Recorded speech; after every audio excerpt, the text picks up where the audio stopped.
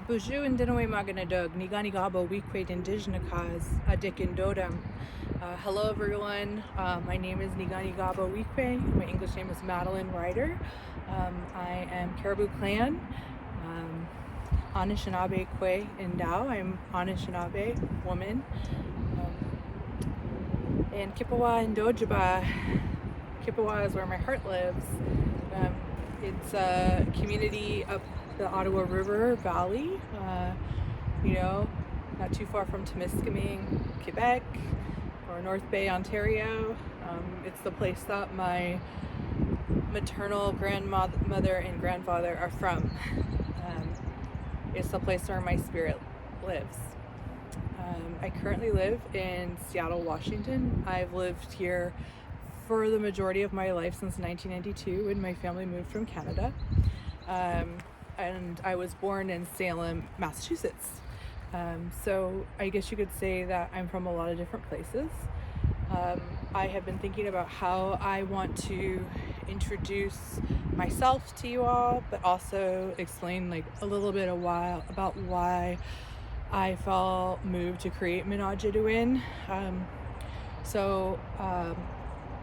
I felt moved to formally organize as Minadjidawin.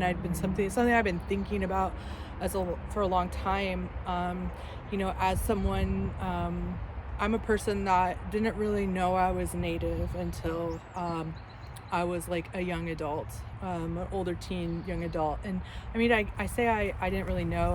I kind of always knew. My mother was adopted in 1959. And she was adopted to a non-Native family in Montreal, Quebec. She was raised to believe that she was a white person. And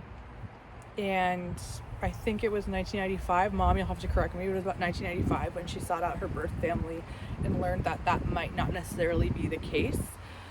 We were able to connect to some of our family on my grandmother's side.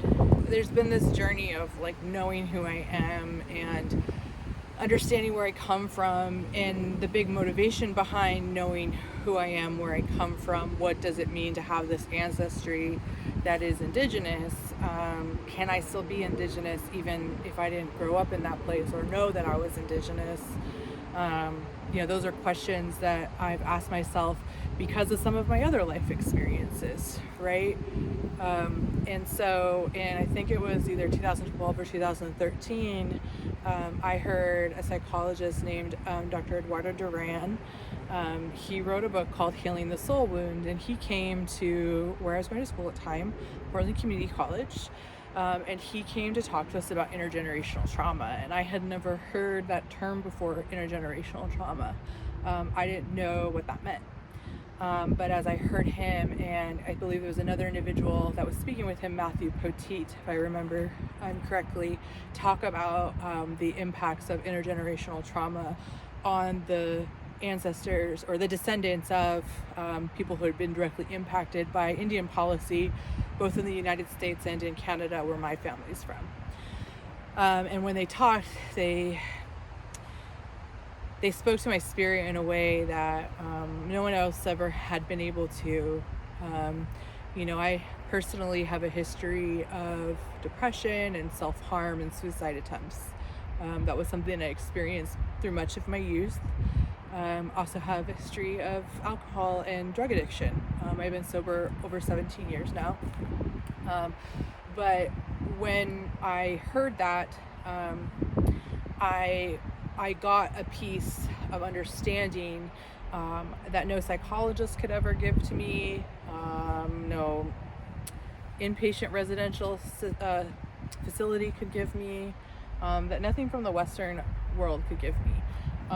And I really think it wasn't the beginning of my healing journey, but it was a really pivotal moment, because all of a sudden there was a language that I could put to what I had experienced in my life, some of the things I had experienced, because a lot of that suicidality and the self-harm and the drugs and alcohol, that didn't come out of nowhere, right? That came out of some hurts that, have been passed on through my family for generations. But being a sober-minded individual, I took this information around intergenerational trauma, and I began to apply it to my own healing journey. And yeah, so there's a lot more to the story since then, but the way that I've evolved is really at first identifying with the similarities in my life and other Native peoples through our experiences of trauma, of pain, of suffering. There were things that happened in my life and in my mom's life that I would then hear other Native people talk about also happening in their life. And so it began to really make sense that maybe these things that were happening to us, they weren't happening because we were bad. They were happening because there were these spirits that followed us, right? These spirits of colonialism, as Eduardo Duran talked about it, that followed us through the generations. And so, as time went on, I began to recognize, and I'm not going into all the details of it, but I began to recognize that identification based on trauma alone was not going to be sufficient. It was not going to be a place of healing or a place of service. And so that's also something that's really, really important to me, and that's been instilled in me for many, many years as part of my recovery journey, is this desire or need to be of service to other people. Meaning, any situation that I walk into, I want to think about what can I contribute, what can I bring, what can I help with, right? Not in a savior kind of way, not in a paternalistic kind of way, but kind of I was given the opportunity to live a new life. What am I going to do with that life? What am I going to do with my time on this earth? And so I really, many years ago began developing a service mindset when it comes to my culture as well.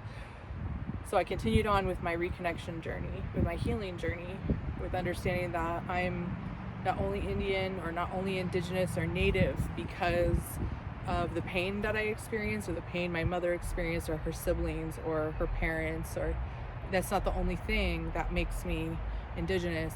I need to be an active participant in the living culture, right? And I cannot engage with it in a transactional or extractive way. And that's always been really important to me, that if I am to heal and benefit from knowing that I am Native, from affirming that I am Native, that I cannot be and feel entitled or expect that the living culture that I am disconnected from owes me anything, right?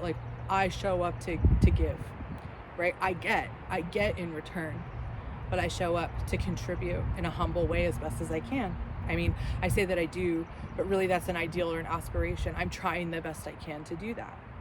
And that's really a big part of what inspired me to create Minadjidawin.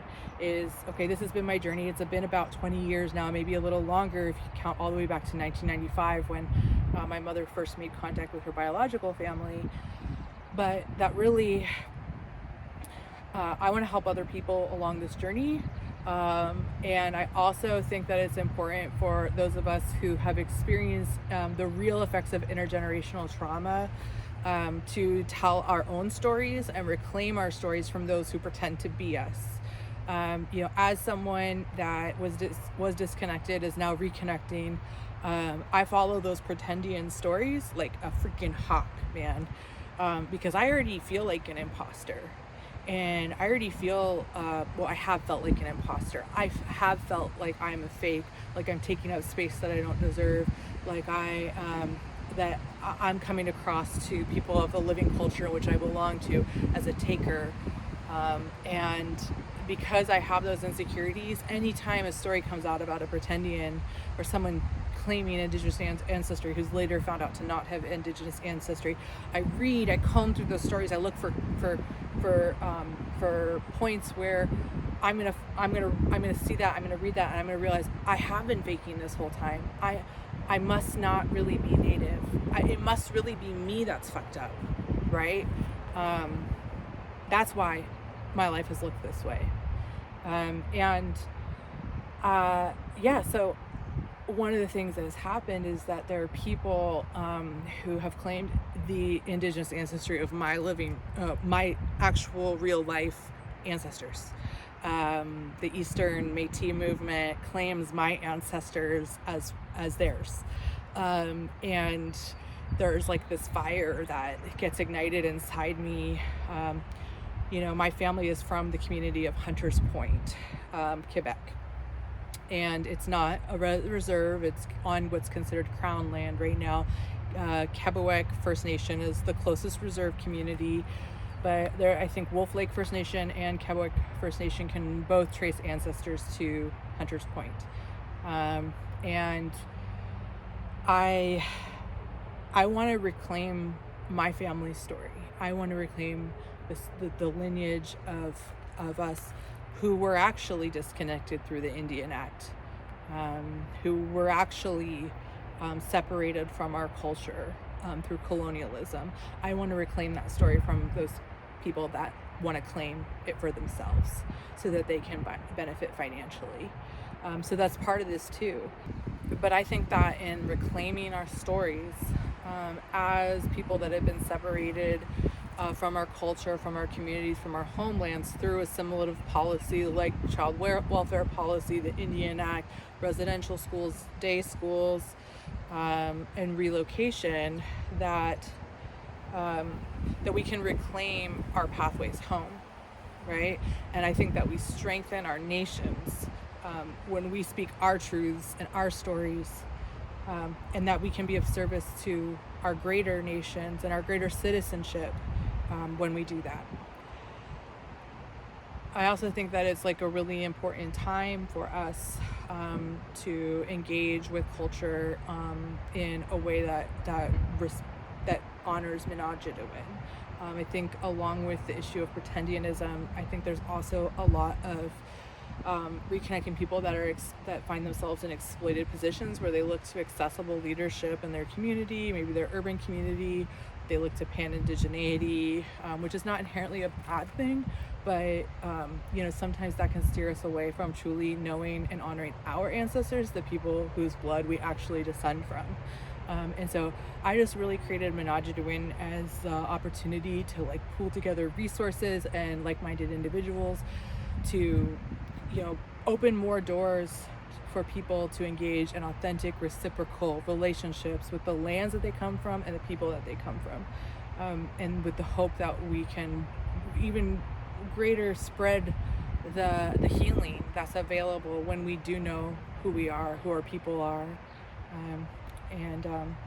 I'll just add one last thing to this video, but that I think it was around 2020 when this was becoming really like more widespread. Definition of indigeneity is like you're indigenous if the people that you have the blood, right? You have the ancestry, the indigenous ancestry, that you claim that ancestry, and that the people that you claim also claim you. That's really challenging if they don't know you exist, right? So for the people out there that are survivors of relocation policy that have been adopted, or their biological parent or caregiver has been adopted, that are the descendants of boarding school survivors who never went back to their home community. If your community, your place of ancestry, if that living culture today does not know you exist, how are they supposed to claim you? That's the question that comes up for me. And I don't know if my biological family would know I exist if I hadn't spent hours researching and trying to contact my family and going to Ottawa and Ontario and Quebec. If I didn't take the risk of sending that Facebook message with the good chance of being rejected, right? I mean, but what I have had affirmed in my life today is that it's more important than my ego.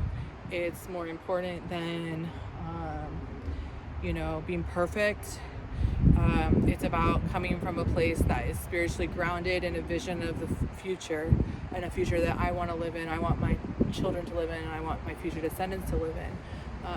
And I want a world where we're healed from those assimilative policies, where we no longer need to turn towards ideologies of capitalism and hierarchy and whiteness, to feel like we have to make it in this world. You know, I realized a long time ago that I'm not someone who's really built for tearing systems down. I am built more for building new systems, and that's what I'm trying to do with Minadjidawin. Chimigwich, Nikanagana.